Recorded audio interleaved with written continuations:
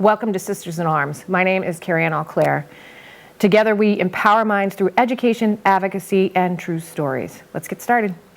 So this is part 2. Again, I have some amazing guests.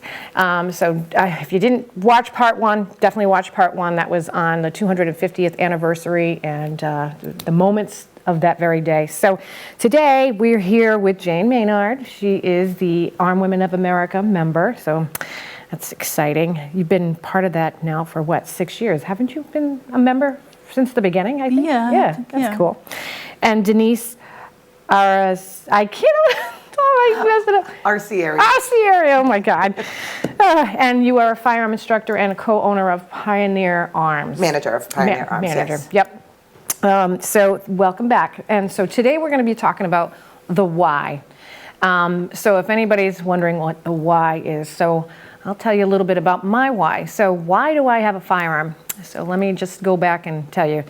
Long time ago, my husband wanted us to get a firearm before we weren't able to get a firearm. So we did it, we got it, and I really didn't do much with it. I kind of had it in the safe, had no idea what to do, didn't know what, I was scared of it, to be honest with you. It's a little tiny little bodyguard, I'm going, yeah, no, and put it back in the safe again. And then a couple months later, my children was at someone's house, and kids were looking for the key to get into the gun box. To make a long story short, thank God they did everything right. So the person that had that firearm did exactly what they were supposed to, which was lock it up. So thankfully, nobody got into the firearm or the safe to get the firearm, but it was a very scary moment. I can't imagine if that happened, and I felt horrible because I never told them I had a firearm. I never explained to them the safety rules of a firearm, and then that really, it just pushed me forward to say, nope, I need to educate myself. I need to do everything I can to make sure that I protect myself and my family with a firearm, but I'm also doing the right thing by being a responsible gun owner and learning everything I can about it. And so fast forward, I started Armed Women of America almost 7 years ago, part of the DC project, now work for Gun Owners Action League, and I can't stop. You know, it's like, stop it, no I can't. So that's my why. And I know you guys have your own whys, and whether or not you want to share that why with us all or kind of explain maybe other whys that you've heard, that is up to you. Jane, would you like to open it up? My why is, it was just something that was in the back of my mind for, not really thinking much about it, but every once in a while I think, gee, maybe I, get a firearm, and then this was sometime, I don't know, it was 2017 or maybe 18. I went on a women's retreat with a group from church up to New Hampshire, and it was very large, large retreat. There were hundreds of women there, and after you registered, you came out, and they had a table set up with activities to sign up for during free time, and there was painting rocks and making earrings, and those just didn't appeal to me at all. And there was a boat ride on the lake. Okay, that might be interesting, and there was a class on firearm safety. And I thought, I haven't been on this particular lake, but, never been here, but, that would be nice. But I think I'd like to take the firearm safety. And you got to shoot a Glock. Ooh. And so, and it's funny because a friend of mine went with me, and when she came out, she came over to me and she's laughing. She said, there must be a lot of conservatives here. And I said, why? She said, because that class for the gun is really, booked up. I said, I signed up for it. She said, you did? I said, yeah. So anyway, so I went to that. Everybody else took the boat ride, and I love it. took the class, and there were a lot of people. I mean, after the class, then we had to go to the field where they had the range set up and the targets and everything. The line was so long. It was this big, huge field. The line was so long. And I was talking to a couple of women. One of the two women in front of me. One was the minister's wife, and one was the police chief's wife, and they were friends. This is a great story. So, got to shoot. I think it was only like 2 or 3 rounds maybe, because, and I don't know if I hit the target because they didn't, But, so I went home and I told my husband, and he thinks it's hysterical. I sent her off to a woman's retreat. She comes home wanting a firearm. So, I mean, and it was still a while before I finally decided, I think I'm going to get one before I can't get one. Yeah. Love it. That's a great, I don't think I've ever knew that. I never really, I mean, it's not a story where I felt like I needed it. That's a great story, though. Painting rocks, that's great. Yep, I would have done the same thing. Me too. Firearm safety. Oh, wow, that's great. So I'm glad you did. I'm glad that you went to the retreat. I'm glad I did. Because it led you here. I finally found a sport that I'm good at. I enjoy. I never played sports, never got picked for anything. As a matter of fact, I had a high school reunion this Friday night, and when I walked in, there was this older man sitting there, and I couldn't read his tag. I didn't know who he was, and then somebody else is saying to me, "He's 97," and I'm thinking, I don't recognize him, and he said to me, "What's your name?" And I told him my maiden name, and then he says, "I don't have my ears on, I can't hear." So I wrote my tag out, and he's looking at the tag, and he didn't recognize my name. He said, "What sport did you play?" I said, "I didn't play sports." "You didn't play any sports?" I said, "I didn't play sports." "Oh, that's why I don't know you." Turns out it was the boys' gym teacher. That's funny. So you got your firearm finally, and then you found Armed Women of America. I think it was right around that time, because I looked it up, because I didn't want to get a firearm and not be able to do anything with it or learn anything. And I think I looked up and I found it was, the well-armed woman at the time. Right. And I found, there's one right here in Bristol County. So then I went and did it. I love it. I love that for you. I love the fact there's so many. I mean, we got 75 women members of the chapter, and about 30-ish, give or take, show up every month, and it's awesome. Pretty empowering. So thank you for being part of it, though. Awesome. And I'm so proud of watching you grow and be part of that journey with you, because it's just amazing. I enjoyed it. I enjoy doing it. You're good at it. I do. She did a couple of defense classes with us too. I'm like, look at her. I do the action shooting on Wednesday nights. You do that too now. That's right. Look at her, huh? No kidding. I'm not very good at it, but I do it. Yeah, it's practice. I figure, I'm not, because a lot of those guys are in competition, but I'm just doing it for me. I didn't realize I was competitive until I started that. I did a little intro to IDPA, and I'm like, whoa. Yeah. Yeah. So tell us your story, your why. My story's less fun. My story's not a little less fun. I grew up with guns. My dad has guns. My dad hunts. My dad carries. So I grew up around it. It wasn't, anything Part for of me. your life. But my dad never stressed it as you have to have this to protect yourself. It was just there. Mm-hmm. And then I got to be a teenager and who wants to hang out with dad and the guys at the gun club. So I stopped doing it for years. And then I got into a horribly abusive relationship that went on for 2.5 years. Multiple restraining orders, multiple arrests.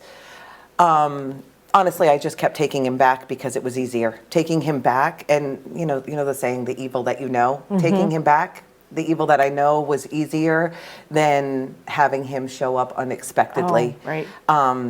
And restraining orders are not effective. Nope, piece of paper. Yep, and the police and court system was not very helpful to me. So, and I still never really thought about the gun thing at the time because, again, it just wasn't stressed like that in my dad's house. So I never really thought of it. Fast forward a couple of years, he still stalked me. I still got random phone calls. I still had things left on my car. I still had things left on my doorsteps, no matter where I moved. Showed up at my place of employment randomly for years. My dad actually got my oldest child shooting. So there was a day where he was taking him shooting, and he said to me, "Why don't you come to the gun club and have breakfast?" So I said, okay, went to the gun club. Teasing me, my dad said, "Oh, your mom used to know how to shoot, but she can't do it anymore." So I picked up a gun again and said, why did I stop doing this? Oh, I really like this. Why did I stop doing this? At the time, our gun club had like a ladies' night where you could just show up on like a random Tuesday night and just shoot a bunch of guns with instructors. So I went to that a couple times. The instructor who was running it at the time said, "You know, Denise, you know enough. Why don't you come and help us? Like, be one of the little like mini instructors kind of on the Right. line." I Yeah. said, okay. So I did that. At the time, got my LTC, started carrying, and then it all kind of happened at once. Facebook, Instagram became a thing. So now I started posting about having a gun. Suddenly, all the stalking stopped. Suddenly, all the things on my doorstep stopped. Suddenly, I stopped running into random family Because he members knows of his. you could protect yourself. Yeah. So now I'm doing the little ladies' night thing, and I had this woman come through, and you know when you just connect with somebody instantly, I connected with her. And she said to me that she was there because she was getting out of an abusive situation, and she needed to know if she could do this like you before could she just went and tell. got her license. So I took her, and when you've been a victim or survivor of that, there's an emotional side of it, right? There's that whole, you have to learn that you're worth protecting, Right. because, we're for so often think we're not worth it. So took her under my little wing and got her shooting, and I brought her target in, and she looked at the target, and she looked at me, and she collapsed into my arms, and she looked up at me, and she said, "He's never going to hurt me again, is he?" Oh, you're going to make me cry. Oh my God. And I said, "No, ma'am, he's not." And that was where I decided I wanted to teach. So I went and got my instructor certification so that I could teach the LTC class. And then I do little, one-on-one, mostly for women like that. Yep. Women who are not going to go to a range class with 20 people. No. Or, a tactical self-defense class because they have a whole emotional thing that they need to get over to shoot that gun. So I do like a little one-on-one thing to get them comfortable love enough it. that they can go practice. And then again, social media, turned into me getting, being approached by a holster brand to be an ambassador for him, and then get taken to SHOT Show, and then started working at the gun shop, and then became manager of the gun shop. And just like you, one little thing led Yep. to One all step- of these things. One step forward led to another, and to another, and to another. Yep. I think it's the most incredible feeling as an instructor, because I'm an instructor as well, and to have that moment when you see a woman's fear turn into power, where you see a woman that has been, a victim, all of a sudden turn into a victor. You know what I mean? And their power's back. They're no longer a victim; they are a survivor, and that really resonates when you are part of that process. And I really truly think that things happen for a reason. And even though it's a horrible part of what we had to go through to be where we are, Yep. sometimes I think it was meant to be. I say that all the time. It was meant to be. And it really is something to be part of that process. And when you've been in that situation yourself, like, again,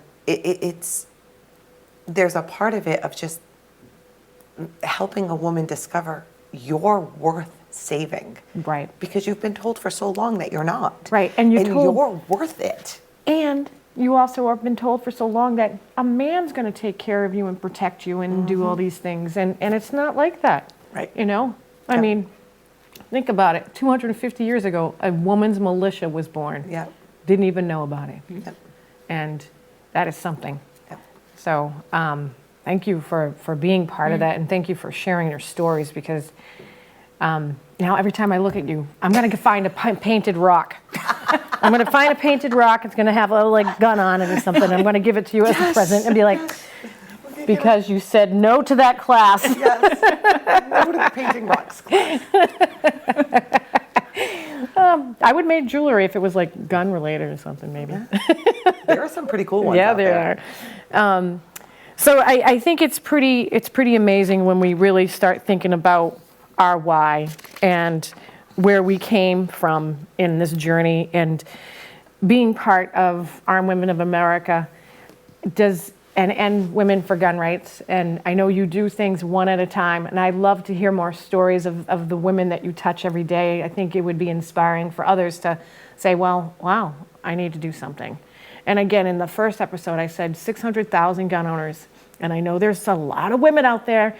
Can you imagine if we all stood up and said something, stood up scared and looked the legislators in the eye and say, no more, stop it. These are our firearms. You put a firearm on a woman's hip, it creates an equalizer.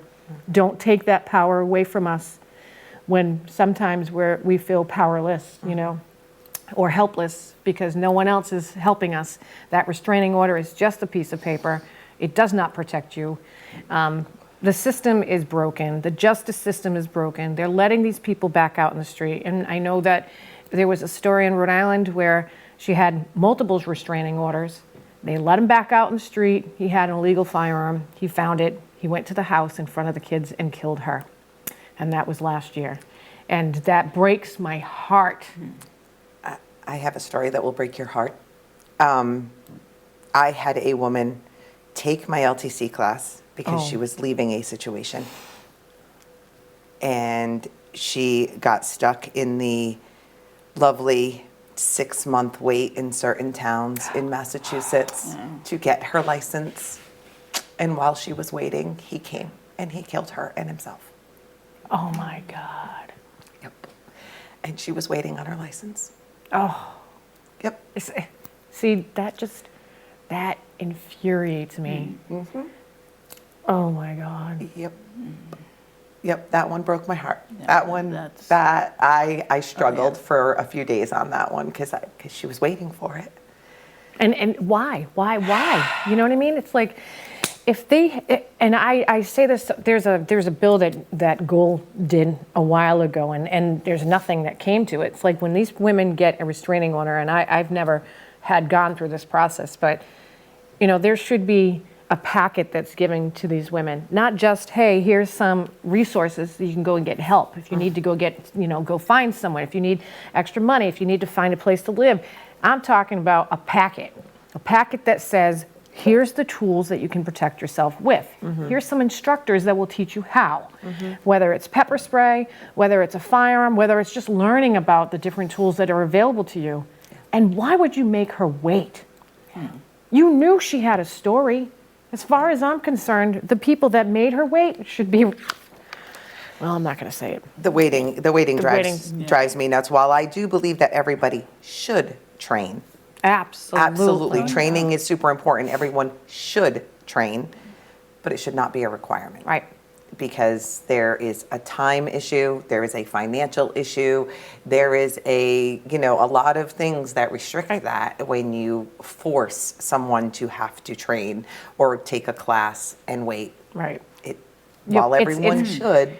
It's called being a responsible gun owner. And with that said, it also means that if you are a gun owner and you're not ready to carry yet, personally carry, but you have it for home protection, you're being a responsible gun owner by knowing what steps and when you need to move to the next step or next stage of your training.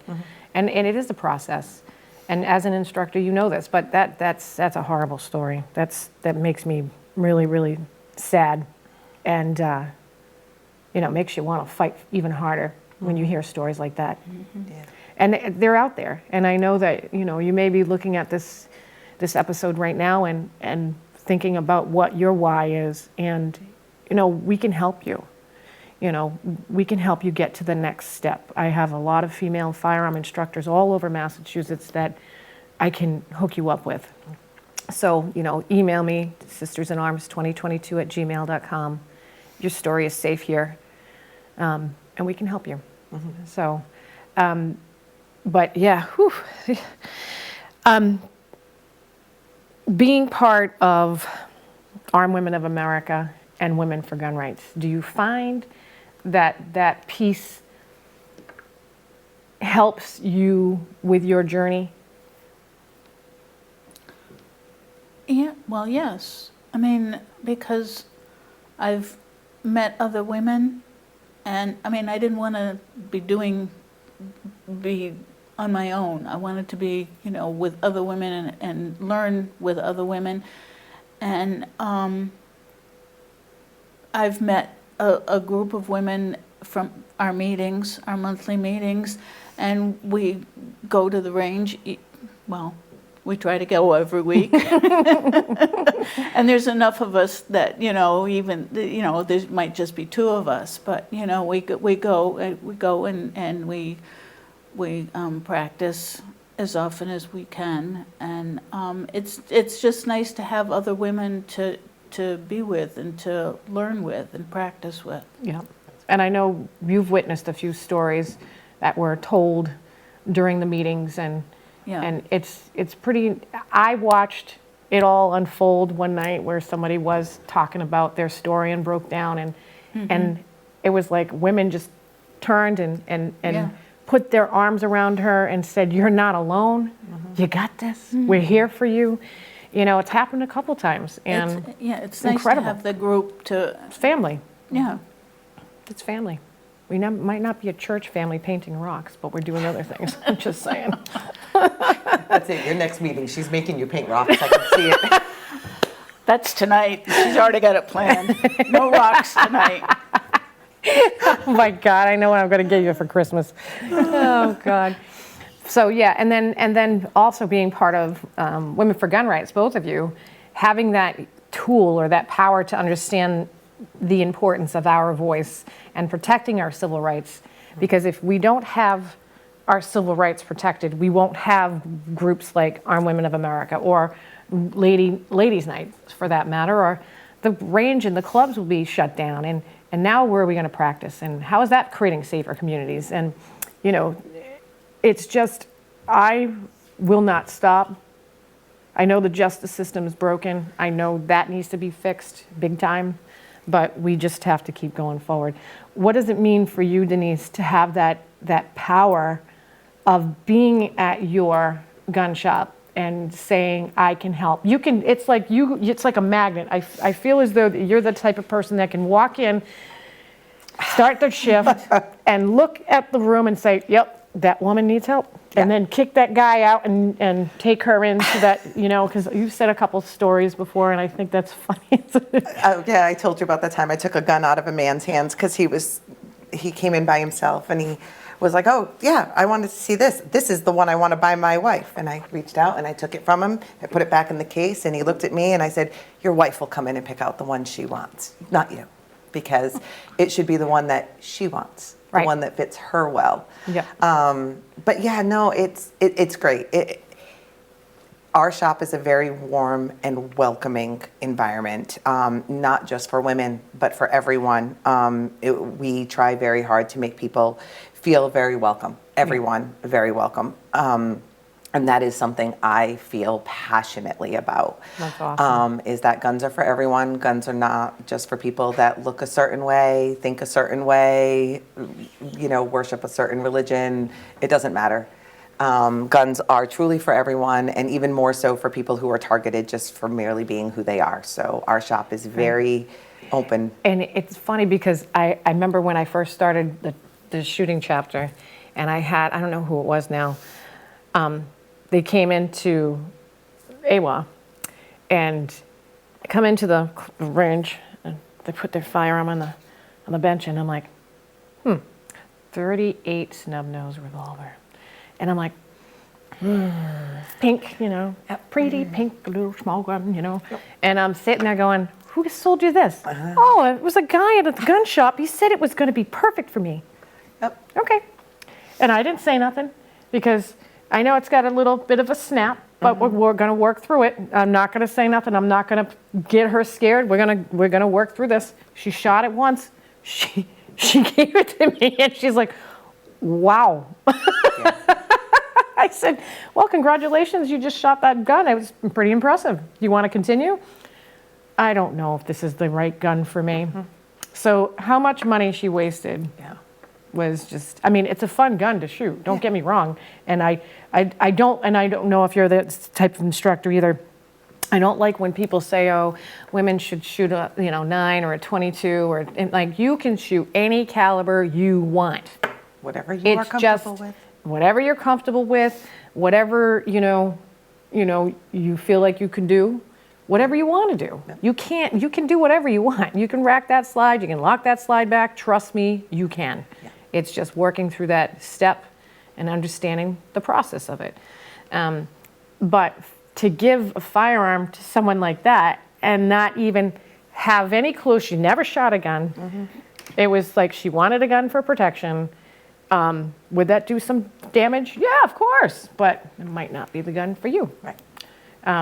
And let's talk about what you want it for. Home protection, self-protection. Are you going to carry that gun? Mm-hmm. All those things matter, And then people are like, why do you want more than one gun? Because they're fun. Right. Hello. Right. They're fun, and they serve different purposes. You what? I said I got 4. You see? But you started off with one. You're like, oh yeah, I want that one. I want this one. I want that one. No, I started off with the first one. I got the first one. I was Smith & Wesson Easy, M&P Shield Easy. And it was okay. I don't even use that one now. I put it. It would always lock open after. I was having a problem with it, and I just anyway. And it's 8 rounds, and I wanted something that would be easier to carry. That was not comfortable. I mean, I haven't really started carrying yet. I'm almost there, but not quite. But I tried it around the house, and it was too rough. I didn't like it. So then I got the Rose. Oh yeah, I heard so many good things about that. That's a P365. I like shooting that one, and I like that one, and that's the one that I will carry when I start to carry. Good for you. But and then because I do the action shooting, I had borrowed a gun from somebody, but he needed it back, so I was using my Rose, and I was doing all right with it, but they told me I should have something. Actually, they'd said at the beginning that I should have something full, That's bigger. Awesome. We are, I hate to say it, but we're running out of time. Okay. We got 1 minute left. So thank you guys so much. I got a VP9. And there you go. Yeah. So your journeys, your whys, thank you for sharing that with me and with us, because it might help someone else that's watching this. So thank you so much. If I could get up and give you all a hug, I would, because I got goosebumps. Thanks for joining us. Please check out all our episodes on YouTube. Like, subscribe. We need all the help we can get to get all the episodes out to everyone. So sistersinarms2022@gmail.com. Thanks again. Stay tuned.